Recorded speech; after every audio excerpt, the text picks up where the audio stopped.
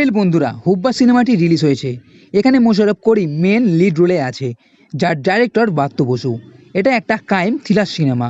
2000 সালের দিকের হুগলির এক বিখ্যাত ও কুখ্যাত গ্যাংস্টার শ্যামল হুব্বার জীবনের উপরে এই সিনেমা তৈরি করা, মানে এক গ্যাংস্টারের বায়োপিকও আপনি বলতে পারেন।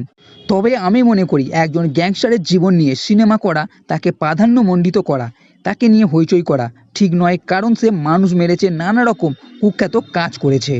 যদি সিনেমা বানাতে হয় তাহলে ভালো ব্যক্তিত্বদের উপর সিনেমা বানানো উচিত, যাতে করে কিছু শেখা যায়, জানা যায়। তাহলেও এই গ্যাংস্টারের উপর সিনেমা তৈরি করা হয়েছে।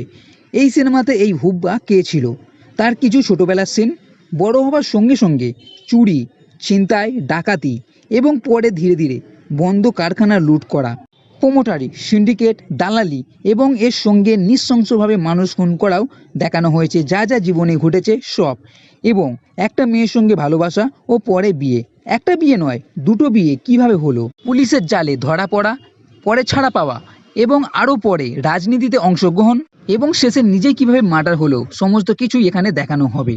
সিনেমার প্রথম 40 মিনিট ইঁদুর বেড়ালের একটা খেলা দেখা যাবে, মানে এই হুব্বা ডনকে কিভাবে ওত পেতে পুলিশ ধরবে সেটা দেখানো হবে, এবং এরপর থেকে হুব্বার জীবনী দেখানো হবে, সে কিভাবে এই গ্যাংস্টার হলো সেটা।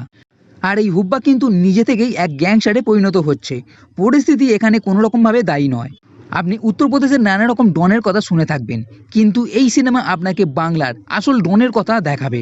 এই সিনেমার সিনেমাটোগ্রাফি খুবই ভালো এবং স্ক্রিপ্টটা খুবই শক্তপোক্তভাবে লেখা হয়েছে। আপনাকে খুব একটা বোর করবে না, তার কারণ এখানে নৃশংসভাবে খুন খারাপা দেখানো হয়েছে।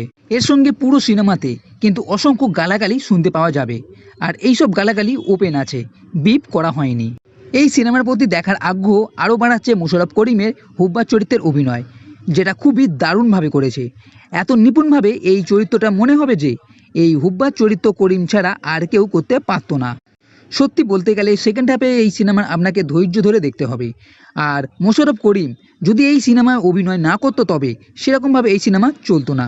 আমার এই সিনেমা মোটামুটি লেগেছে, তাই আপনি চাইলে মোশাররফ করিমের অভিনয় দেখার জন্য এই সিনেমাটা নিশ্চয়ই দেখতে পারেন। তো বন্ধুরা, এই ভিডিও যদি ভালো লেগে থাকে তাহলে থ্যাঙ্কস দিয়ে আমাকে সাহায্য করুন, লাইক করুন, শেয়ার করুন, আর এই চ্যানেলটি সাবস্ক্রাইব করতে কখনোই ভুলবে না।